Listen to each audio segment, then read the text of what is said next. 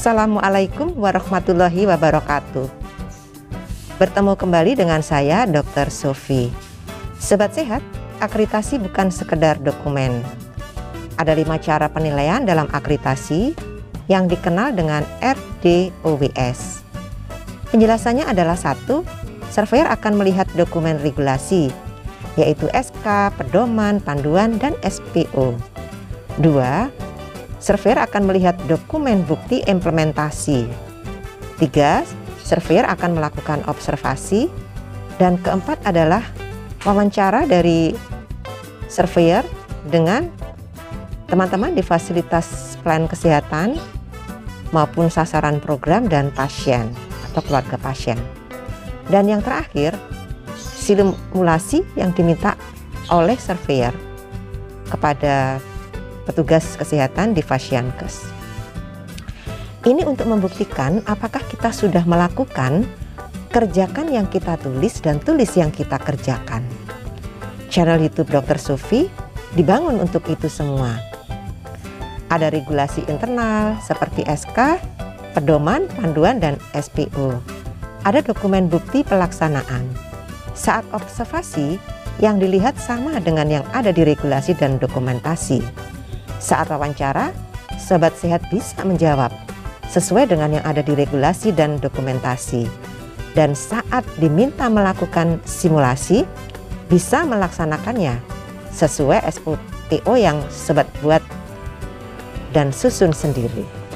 Sebelum melihat video 241 ini, saya anjurkan sobat sehat melihat video tentang PPI atau pencegahan dan pengendalian infeksi di fasilitas kesehatan tingkat pertama. Pada video 212 sampai dengan video 241 dan 132. Yuk kita bahas sekarang tentang penerapan PPI pada pelayanan di luar fasilitas kesehatan yang bersifat UKM dan UKP. Karena beragam dan banyaknya jenis pelayanan kesehatan masyarakat yang dilakukan fasilitas kesehatan tingkat pertama, maka untuk memudahkan pembahasan bagaimana menerapkan PPI pada pelayanan fasilitas kesehatan yang bersifat upaya kesehatan masyarakat dan atau upaya kesehatan perseorangan, dilakukan pengelompokan kegiatan berdasarkan kesamaan bentuk maupun proses pelaksanaannya di lapangan, sebagaimana telah dijelaskan pada awal. Berdasarkan pertimbangan tersebut, maka kegiatan pelayanan di luar fasilitas pelayanan kesehatan dapat dibagi setidaknya ke dalam 4 kelompok kegiatan. Meliputi, pertama, kegiatan pendataan. Kedua, kegiatan penjaringan atau screening. Keempat, kegiatan kunjungan sasaran atau kunjungan rumah. Keempat, kegiatan vaksinasi dan tindakan medis lainnya. Kelima, kegiatan distribusi dan pemberian obat. Keenam, kegiatan distribusi dan pemberian makanan tambahan. Ketujuh, kegiatan pelatihan, penyuluhan, dan konseling. Kedelapan, kegiatan pemantauan, pembinaan, dan pemberdayaan. Penggabungan kegiatan dalam setiap kelompok pelayanan didasarkan pada kesamaan jenis kegiatan, namun belum mencakup program inovasi masing-masing FKTP. Saat memberikan pelayanan di luar fasilitas kesehatan, jika terdapat kegiatan upaya kesehatan perseorangan, maka penerapan PPI-nya tetap merujuk pada PPI upaya kesehatan perseorangan di dalam fasilitas pelayanan kesehatan. Kita akan membahas dalam video, yaitu video 240 dan 241 yang memudahkan kita. Masing-masing video akan membahas 4 pelayanan atau kegiatan di luar fasilitas pelayanan kesehatan. Ini video saya yang ke-241 yang akan membahas penerapan PPI pada pelayanan di luar fasilitas kesehatan yang bersifat upaya kesehatan masyarakat dan atau upaya kesehatan perseorangan. 4 pelayanan meliputi kegiatan ke-5 sampai dengan kegiatan ke-8 seperti yang sudah kita jelaskan sebelumnya, meliputi kegiatan distribusi dan pemberian obat, kemudian kegiatan distribusi dan pemberian PMT, lalu kegiatan pelatihan, penyuluhan dan konseling, dan yang terakhir kegiatan pemantauan, pembinaan dan pemberdayaan. Kita bahas satu persatu ya. Kegiatan yang kelima adalah PPI pada kegiatan distribusi dan pemberian obat. Di sini kita akan membahas maksud, ruang lingkup, kegiatan, tujuan, prinsip umum, dan penerapan PPI pada kegiatan distribusi dan pemberian obat. Apa sih maksud PPI pada kegiatan distribusi dan pemberian obat? Penerapan PPI pada kegiatan distribusi dan pemberian obat dimaksudkan agar kegiatan distribusi dan pemberian obat seperti distribusi vitamin A, tablet FE atau obat cacing atau program FKTP lainnya dilaksanakan sesuai dengan prinsip dan prosedur PPI. Apa ruang lingkup kegiatannya? Ruang lingkup kegiatan pendataan adalah 1. Pelayanan gizi dan KIA, meliputi distribusi vitamin A, FE, dan lain-lain. Kemudian pelayanan pencegahan dan pemberantasan penyakit, yaitu pemantauan minum obat atau PMO pada sasaran penderita TB dan HIV/AIDS, pemberian obat cacing atau filariasis, obat cacing di sekolah, pesantren, dan lain-lain. Ketiga, kegiatan distribusi dan pemberian obat di FKTP yang lain. Keempat, pengantaran dan pemberian obat pada pelayanan berbasis teknologi informasi. Sobat Sehat, apa tujuan PPI pada kegiatan pendataan? Ini bertujuan untuk mencegah atau memutus mata rantai penularan penyakit infeksi secara dini saat melakukan kegiatan distribusi obat di luar fasilitas pelayanan kesehatan.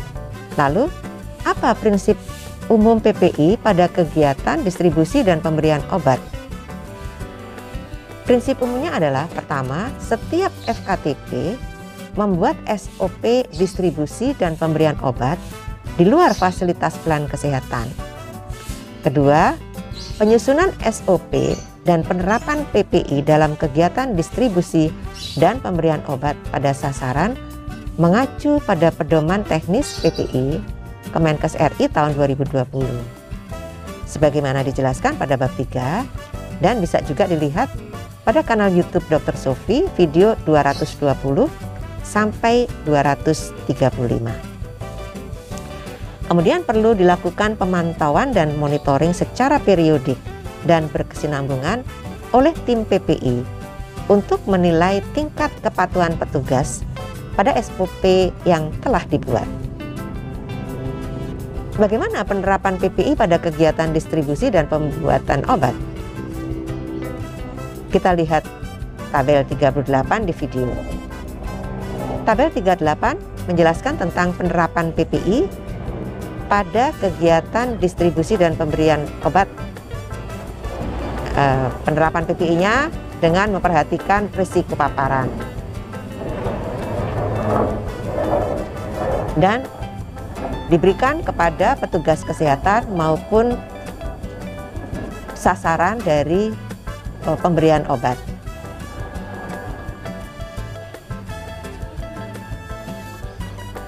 Nah, apa saja yang dilakukan kepada petugas kesehatan di layanan ini? Pertama, petugas kesehatan harus melaksanakan hand hygiene sesuai indikasi. Kemudian yang kedua, penggunaan APD berdasarkan indikasi dan jenis paparan. Ketiga, menerapkan kebersihan pernafasan dan etika batuk jika sedang sakit pada saluran pernafasan. Kemudian yang keempat, terapkan kewaspadaan transmisi sebagai kewaspadaan lapis kedua. Kemudian penerapan PPI yang kedua adalah pada sasaran yang akan diberikan obat. Pertama, anjurkan atau berikan masker kepada pasien atau sasaran program yang mengalami gangguan pernafasan baik batuk, flu, dan bersin. Atau terapkan kebersihan pernafasan dan etika batuk pada penapisan awal. Kemudian yang kedua, terangkan cara minum obat yang diberikan dengan jelas.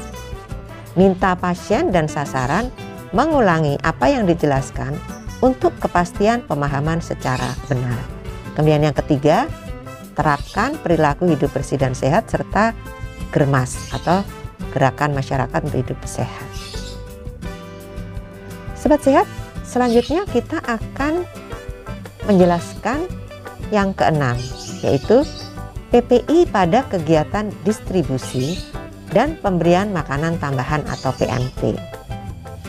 Di sini kita akan membahas maksud, ruang lingkup, pelayanan, tujuan, prinsip umum, dan penerapan PPI pada kegiatan distribusi atau pemberian makanan tambahan atau PMT. Apa maksud PPI pada kegiatan distribusi dan pemberian makanan tambahan atau PMT? Penerapan PPI pada kegiatan distribusi dan pemberian PMT dimaksudkan agar kegiatan distribusi dan pemberian makanan tambahan oleh FKTP dilaksanakan sesuai dengan prinsip dan prosedur PPI. Lalu, apa ruang lingkup pelayanannya? Pertama, pelayanan gizi PMT pada bayi, balita di posyandu, sekolah, pesantren, dan lain-lain.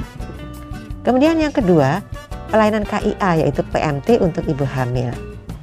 Ketiga, PMT pada pelayanan UKM lainnya, misalnya pada lansia di pospindu atau rumah, kemudian distribusi dan pemberian PMT lainnya. Kemudian apa sih tujuan PPI pada distribusi dan pemberian makanan tambahan PMT? Bertujuan untuk mencegah atau memutus rantai penyakit infeksi secara dini saat melakukan kegiatan distribusi dan pemberian PMT. Apa prinsip umum dari PPI pada kegiatan distribusi dan pemberian makanan tambahan atau PMT? Prinsip umumnya, 1. Setiap FKTP membuat SOP distribusi atau pemberian makanan tambahan oleh FKTP. 2. Penyusunan SOP dan penerapan PPI dalam kegiatan distribusi atau pemberian makanan tambahan pada sasaran mengacu pada pedoman teknis PPI yang dijelaskan pada bab 3 dan bisa dilihat di kanal YouTube Dr. Sofi video 220 sampai 235. Kemudian yang ketiga, perlu pemantauan atau monitoring secara periodik dan berkesinambungan oleh tim PPI untuk menilai tingkat kepatuhan petugas pada SOP yang dibuat. Sobat sehat, lalu bagaimana penerapan PPI pada kegiatan distribusi atau pemberian makanan tambahan? Kita lihat tabel 39 di video ini. Tabel 39 menerangkan penerapan PPI pada kegiatan distribusi atau pemberian makanan tambahan. Dan penerapan PPI-nya itu harus memperhatikan risiko paparan. Penerapan PPI pada kegiatan distribusi atau pemberian PMT pada petugas kesehatan meliputi: pertama, laksanakan hand hygiene sesuai indikasi. Kedua, penggunaan APD berdasarkan indikasi dan jenis paparan. Ketiga, terapkan kebersihan pernafasan dan etika batuk jika sedang sakit pada saluran pernafasan. Keempat, terapkan kewaspadaan transmisi sebagai kewaspadaan lapis kedua. Kemudian sobat sehat, PPI yang kedua adalah edukasi pada sasaran pemberian makanan tambahan. Pertama, anjurkan atau berikan masker pada pasien dengan gangguan pernafasan, baik batuk, flu, bersin, atau terapkan kebersihan pernafasan dan etika batuk pada penapisan awal. Kemudian yang kedua, terapkan PHBS dan GERMAS. Sobat sehat, sekarang kita akan membahas layanan yang ketujuh untuk layanan di luar fasilitas tingkat pertama. Di sini kita akan bahas PPI pada kegiatan pelatihan, penyuluhan, dan konseling. Kita akan membahas maksud, ruang lingkup, pelayanan, tujuan, dan prinsip umum serta penerapan PPI pada kegiatan pelatihan, penyuluhan, dan konseling. Apa sih maksud PPI pada kegiatan pelatihan, penyuluhan, dan konseling? Penerapan PPI pada kegiatan pelatihan, penyuluhan, dan konseling dimaksudkan agar kegiatan pelatihan, penyuluhan, dan konseling yang dilakukan di luar fasilitas pelayanan kesehatan oleh FKTP dilaksanakan sesuai dengan prinsip dan prosedur PPI. Apa saja ruang lingkup kegiatan pelatihan, penyuluhan, dan konseling? Ruang lingkup kegiatannya antara lain pertama, penyuluhan nafsa dan kenakalan remaja dan lain-lain. Kedua, program gizi meliputi pelatihan kader posyandu, penyuluhan gizi di posyandu, konseling asuhan pemberian makanan tambahan pada KEK atau kurang energi kronik, dan lain-lain. Kemudian yang ketiga, program KIA itu pada kelas ibu hamil, konseling itu pada calon pengantin atau catin, atau pada pasangan usia subur atau PUS. Kemudian konseling penggunaan KB termasuk pasca persalinan, serta IVA tes, dan lain-lain. Kemudian program P2P meliputi pelatihan kader, jumantik, kemudian kader TB MDR, kemudian kader HIV/AIDS, kader rabies, malaria, dan lain-lain. Juga dikenal kader WPA ya, kalau teman-teman pernah membacanya, atau warga peduli AIDS. Kemudian yang kelima, program konseling meliputi penyuluhan dan pelatihan higiene sanitasi penjamah pangan, pemicuan STBM di masyarakat. Program lain antara lain pelatihan dokter kecil, UKS maupun UKGS. Kemudian yang ketujuh, edukasi dan konseling tentang herbal, penggunaan obat, dan lain-lain. Apa tujuan penerapan PPI kegiatan pelatihan, penyuluhan, dan konseling? Bertujuan untuk mencegah dan memutus terjadinya rantai infeksi secara dini saat melakukan kegiatan pelatihan, penyuluhan, dan konseling. Apa prinsip umum PPI pada kegiatan pelatihan, penyuluhan, dan konseling?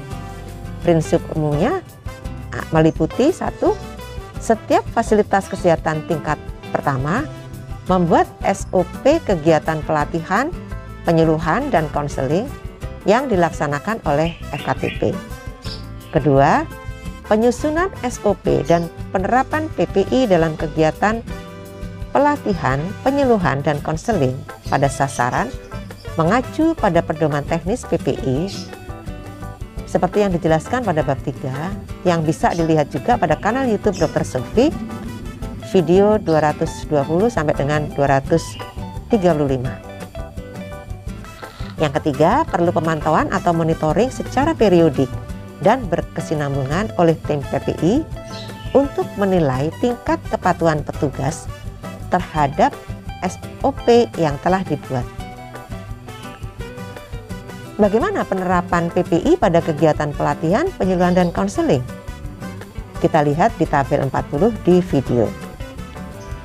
Tabel 40 ini menerangkan tentang penerapan PPI pada kegiatan pelatihan, penyuluhan, dan konseling. Di tabel ini, penerapan PPI dengan memperhatikan risiko paparan. Yang pertama, pada petugas kesehatan, ada beberapa langkah yang harus dilakukan, yaitu pertama, laksanakan hand hygiene sesuai indikasi. Kedua, penggunaan APD berdasarkan indikasi dan jenis paparan. Tiga, pengendalian lingkungan dilaksanakan sesuai dengan prinsip PPI. 4. Pengelolaan limbah dan benda tajam sesuai jenis atau kategori limbah. 5. Terapkan kebersihan pernafasan dan etika batuk jika sedang sakit pada saluran pernafasan. 6. Jaga jarak antar peserta jika ada indikasi. 7. Terapkan kewaspadaan transmisi sebagai kewaspadaan lapis kedua. Berikutnya kita akan bahas PPI yang kedua di kegiatan ini yaitu edukasi pada sasaran. Pertama, anjurkan atau berikan masker pada peserta dengan gangguan pernafasan, baik batuk, flu, atau bersin, atau terapkan kebersihan pernafasan dan etika batuk pada penafisan apal. Kemudian yang kedua, terapkan PHBS dan germas. Sobat Sehat, berikutnya kita akan bahas layanan luar gedung yang ke-8. PPI pada kegiatan pemantauan, pembinaan, dan pemberdayaan masyarakat atau UKBM akan kita jelaskan. Di sini kita akan membahas maksud, ruang lingkup, pelayanan, kemudian tujuan, prinsip umum, dan penerapan PPI pada kegiatan pemantauan, pembinaan, dan pelayanan. Apa maksud PPI pada kegiatan pemantauan, pembinaan, dan pemberdayaan? Penerapan PPI pada kegiatan pemantauan, pembinaan, dan pemberdayaan dimaksudkan agar kegiatan pemantauan, pembinaan, dan pemberdayaan oleh petugas FKTP kepada sasaran, keluarga, kelompok, atau masyarakat dilaksanakan sesuai dengan prinsip dan prosedur PPI. Apa saja ruang lingkup kegiatan pemantauan, pembinaan, dan pemberdayaan? Ruang lingkup kegiatannya ada 1, pelayanan gizi, antara lain pemantauan tumbuh kembang dan lain-lain. Kemudian kedua, pelayanan KIA, meliputi pembinaan dan pemantauan bumil dan lain-lain. Ketiga, pelayanan UKS dan UKGS. UKS itu upaya kesehatan sekolah dan UKGS adalah upaya kesehatan gigi di sekolah. Kegiatannya meliputi pembinaan dokter kecil dan lain-lain.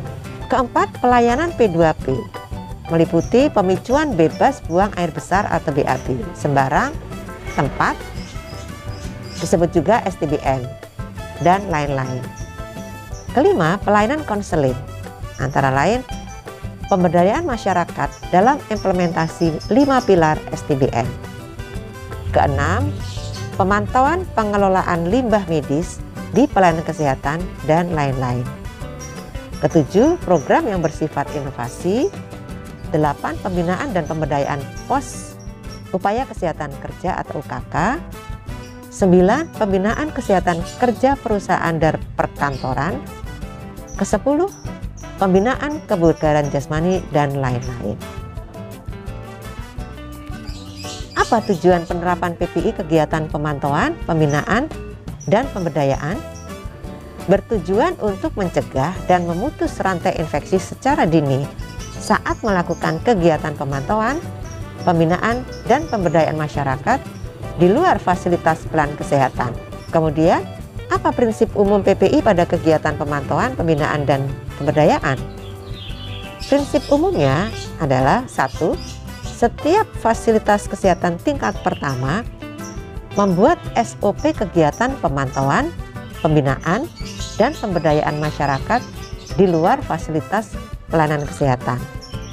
Kemudian yang kedua, penyusunan SOP dan penerapan PPI dalam kegiatan pemantauan, pembinaan, dan pemberdayaan di luar fasilitas pelayanan kesehatan pada sasaran mengacu pada pedoman teknis PPI sebagaimana telah dijelaskan pada bab 3 dan bisa dilihat pada kanal YouTube Dr. Sofi video ke-220 sampai dengan video ke-235. Ketiga, perlu pemantauan atau monitoring secara periodik dan berkesinambungan oleh tim PPI untuk menilai tingkat kepatuhan petugas pada SOP yang telah dibuat. Selanjutnya, bagaimana penerapan PPI pada kegiatan pemantauan, pembinaan, dan pemberdayaan? Kita lihat bersama tabel 41 yang ada di video. Tabel 41 menjelaskan tentang penerapan PPI pada kegiatan pemantauan, pembinaan, dan pemberdayaan masyarakat. Di dalam tabel disebutkan penerapan PPI dilakukan dengan memperhatikan risiko paparan. Adapun poin-poin kegiatannya adalah pada petugas kesehatan harus melakukan pertama laksanakan hand hygiene sesuai indikasi. 2. Penggunaan APD berdasarkan indikasi dan jenis paparan.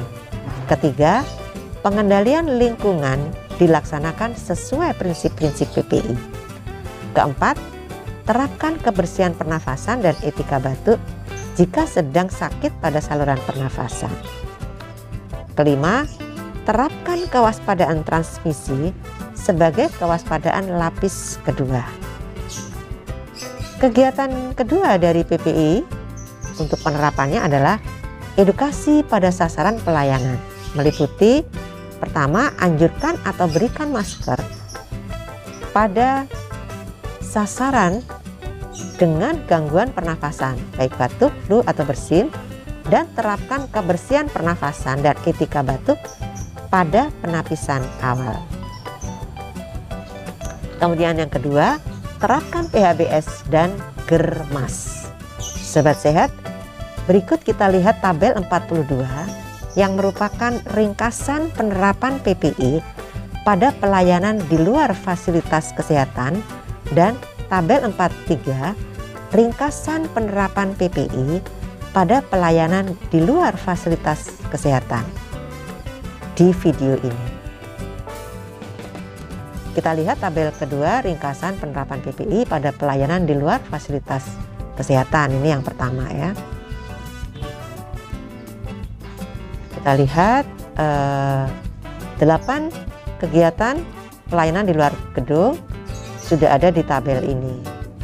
Keterangannya adalah HH merupakan hand hygiene, APD itu penggunaan APD, LIGK itu pengelolaan lingkungan, SUTK itu penyuntikan yang aman, LIN itu pengelolaan linen, PL itu pengelolaan limbah, ETK kebersihan pernafasan dan etika batuk, PNPT adalah penempatan pasien, KP adalah kesehatan petugas. Kemudian yang di tabel 43 merupakan ringkasan penerapan PPI pada pelayanan di luar fasilitas kesehatan yang lanjutan. Keterangannya adalah ATK itu kontak, UD itu udara, DRP itu droplet, ISK itu infeksi saluran kemih, IDO itu infeksi daerah operasi, plapsi atau plebitis, nebu atau O2 itu adalah nebulizer atau oksigen, AB penggunaan antibiotika yang bijak, Diklat adalah pendidikan dan pelatihan, IKRA adalah Infection Control Risk Assessment. Demikianlah Sobat Sehat, di video 241 ini kita telah membahas penerapan PPI pada pelayanan di dalam fasilitas kesehatan yang bersifat upaya kesehatan masyarakat dan atau upaya kesehatan perseorangan pada 4 pelayanan meliputi kegiatan ke-5 sampai dengan kegiatan ke-8, yaitu kegiatan distribusi dan pemberian obat, kegiatan distribusi dan pemberian PMT, kegiatan pelatihan, penyuluhan dan konseling, kemudian yang terakhir kegiatan pemantauan, pembinaan dan pemberdayaan masyarakat. Sobat Sehat bisa membaca lebih rinci pada Permenkes RI nomor 27 tahun 2017 tentang PPI di Fasiankes dan Pedoman Teknis PPI di FKTP tahun 2020. Kita akan bertemu di video 242 untuk membahas tentang penerapan PPI atau pencegahan dan pengendalian infeksi pada penyakit infeksi emerging. Sampai di sini dulu ya. Semoga selalu sehat. Wassalamualaikum warahmatullahi wabarakatuh.